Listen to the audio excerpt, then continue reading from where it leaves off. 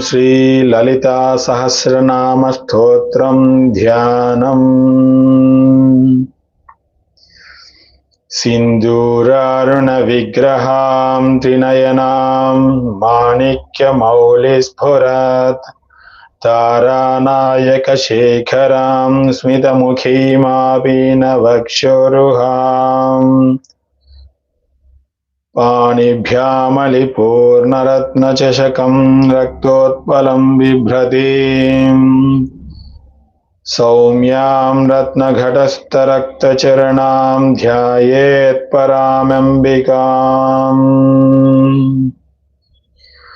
ॐ